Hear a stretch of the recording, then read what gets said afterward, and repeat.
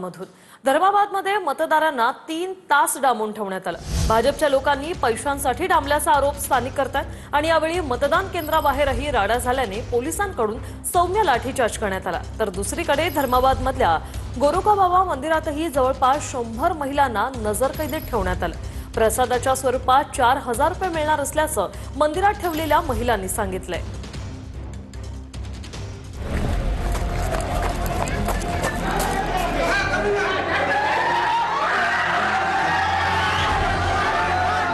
नांदेडच्या धर्माबादमध्ये शेकडो मतदारांना एका मंगल कार्यालयात 3 तास डांबून ठेवण्यात आलं। भाजपच्या पदाधिकाऱ्यांनी पैशाचं आमिष दाखवून सकाळीच बोलावून घेतलं होतं असा आरोप मतदारांनी केलाय। मंगल कार्यालयामध्ये मतदारांना डांबून ठेवल्याची माहिती विरोधकांना मिळाली। त्यानंतर काही स्थानिकांनी मंगल कार्यालयाकडे धाव घेतली। त्यानंतर मंगल कार्यालयाचं शटर उघडून मतदारांना बाहेर काढण्यात आलं।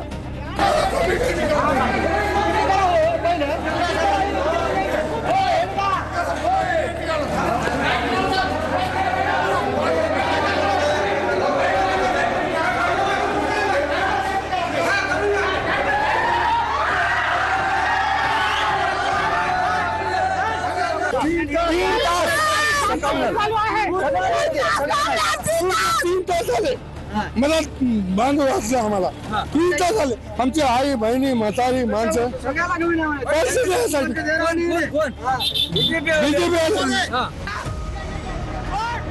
मतदारांना बाहेर काढल्यानंतर मंगल कार्यालयात असलेले राजकीय पक्षाचे पदाधिकारी पळू लागले। काही पदाधिकाऱ्यांनी अक्षरशः भिंतीवरून उड्या मारत पळ काढला।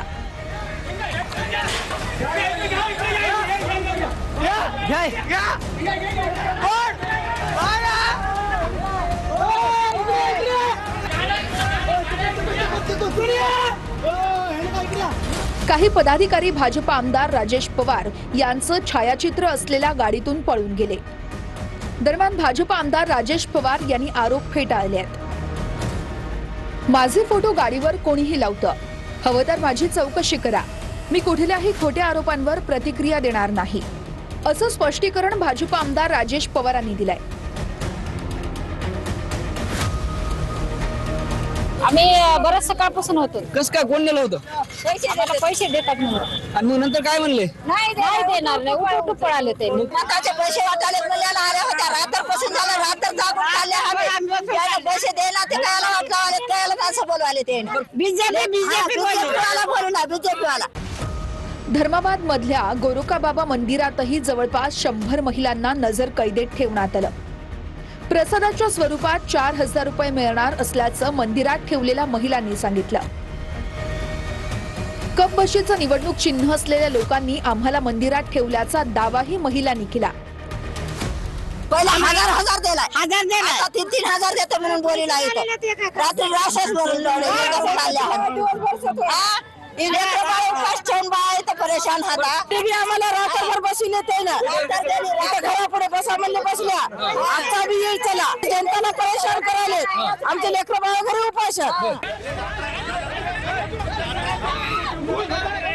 धर्माबाद मधल्याच मतदान केंद्रावर बोगस मतदान केल्याच्या आरोपातून एक महिला आणि एका पुरुषाला जोरदार मारहाण झाली।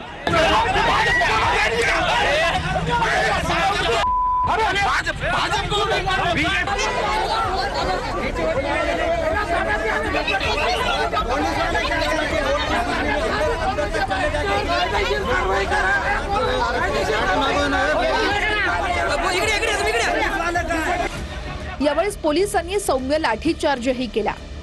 यानंतर मतदान केंद्राबाहेर मोठा जमाव जमला।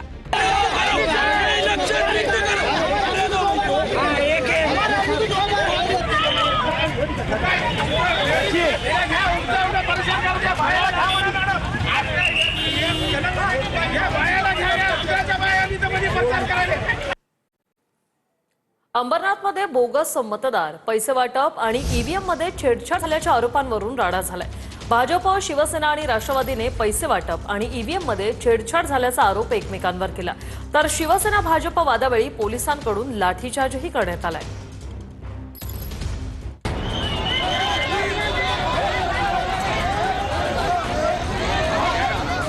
अंबरनाथ नगर परिषदेच्या मतदानावेळेस भाजप आणि शिवसेना कार्यकर्त्यांमध्ये जोरदार वाद झाला.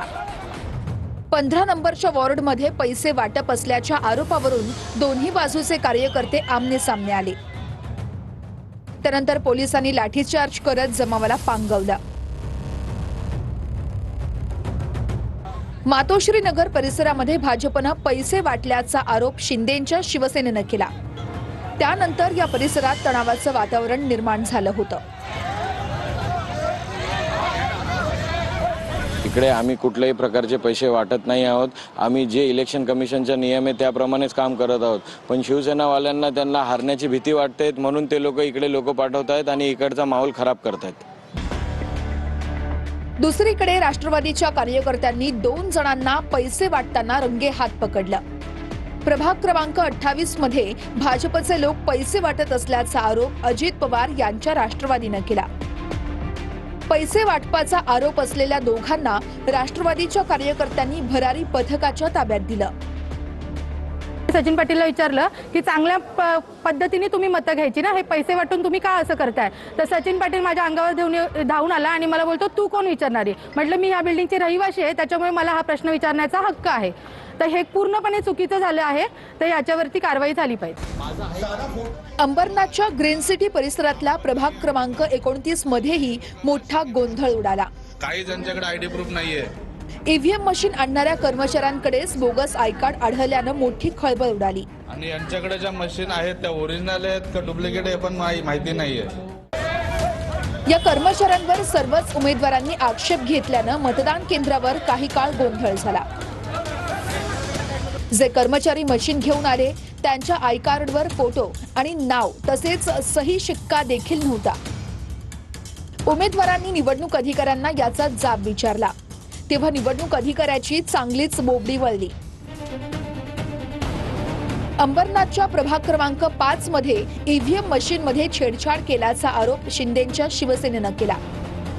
एक जण ईव्हीएम मशीन सोबत छेडछाड करत असतानाचा व्हिडिओ देखील शिंदेंच्या शिवसेनेच्या पदाधिकाऱ्यांनी मोबाईलमध्ये चित्रित केला. त्यानंतर निवडणूक निर्णय अधिकाऱ्यांनी 6 ईव्हीएम मशीन सील केल्या. शंकेला दुजोरा देण्याचं काम हे निवडणूक आयोग आणि अधिकारी करत असतात. त्यामुळे माझी पुन्हा एकदा निवडणूक आयोगाला मागणी आहे, या ज्या मशीन ज्या ओपन केल्या त्या सगळ्या 6च्या 6 मशीन बदलण्यात याव्या आणि जे अधिकारी याच्यात आहेत ज्या अधिकाऱ्यांच्या हातून जी चूक घडली त्यांच्यावर कारवाई करून त्यांना सस्पेंड करण्यात यावी, मी त्यांचे निवडणूक आयोगाकडे मागणी करते. अंबरनाथच्या कोहोसगाव परिसरात काँग्रेस आणि भाजपच्या कार्यकर्त्यांनी गोंधळ घातला. भिवंडीहून बोगस मतदार आणल्याचा आरोप भाजप आणि काँग्रेसनं केला. एकूण 208 जणांना निवडणुकीच्या काळात कुणी आणलं यावरून जोरदार आरोप झाले. आता बातमी आहे नाशिकमधून. सिन्नरच्या प्रभाग 2 मतदान केंद्रावर बोगस मतदाराला पकडले. बनावट आधार कार्ड बनवून मतदार मतदानाला आला होता आणि निवडणूक अधिकाऱ्यांनी बोगस मतदाराला पोलिसांच्या ताब्यात दिलं.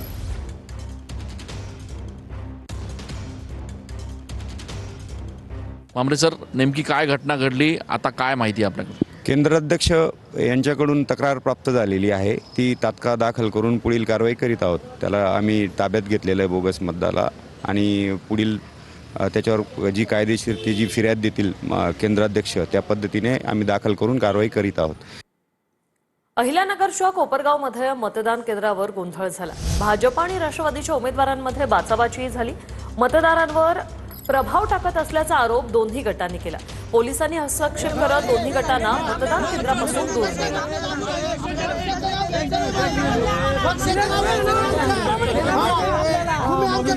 बळजबरीने बटणं दाबणं काही महिलांकडनं त्या ठिकाणी होत आहे.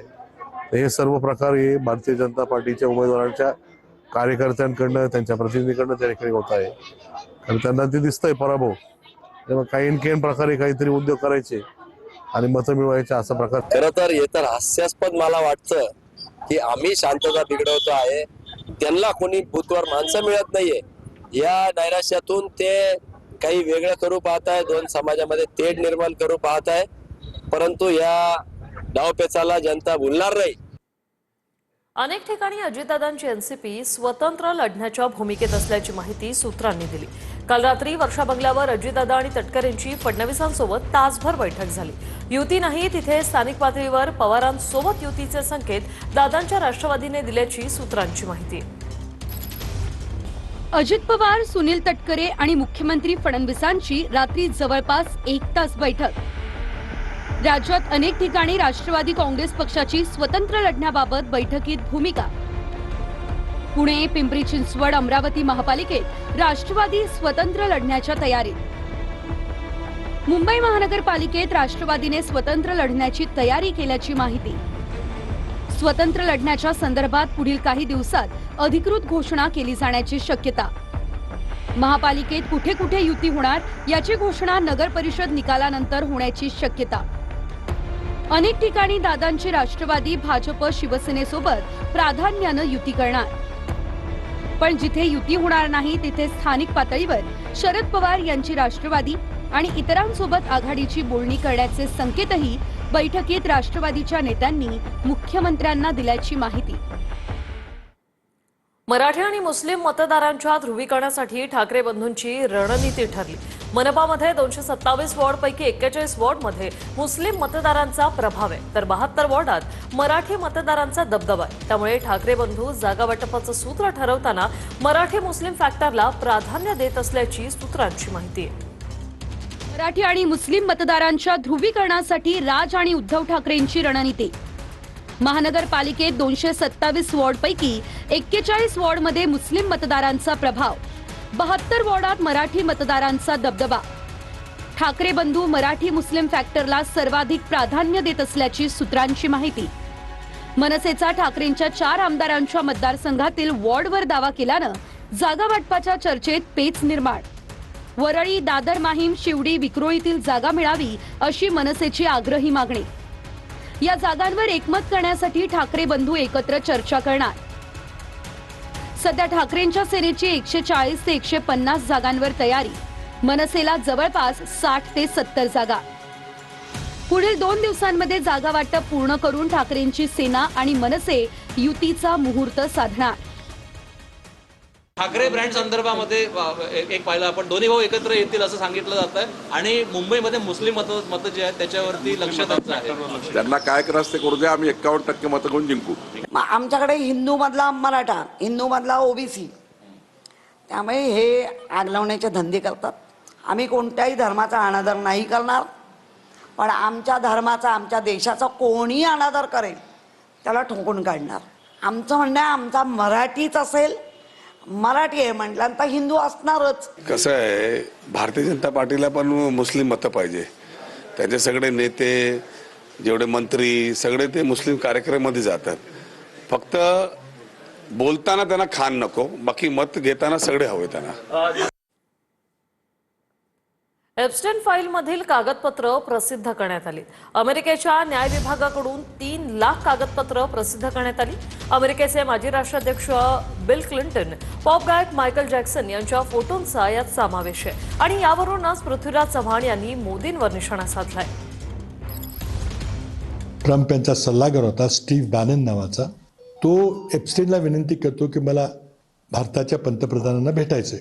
आता मोदींचं आणि एप्स्टेनचं काय नातं आहे की जो एप्स्टेन मोदींची कुणाशी अपॉइंटमेंट घडवू शकतो, याचं उत्तर सरकारकडून मिळावं लागेल।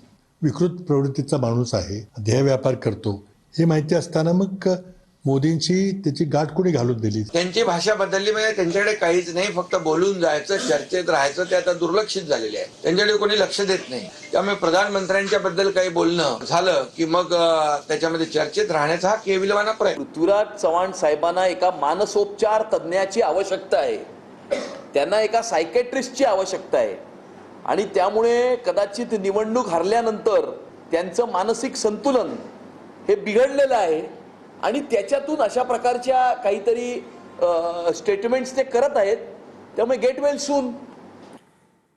आणि आता बातमी आहे अमरावतीमधून। अजित पवारांच्या राष्ट्रवादीचे विधान परिषदेचे आमदार संजय खोडके यांचा अपघात झाला। कार्यकर्त्यांच्या बैठकीत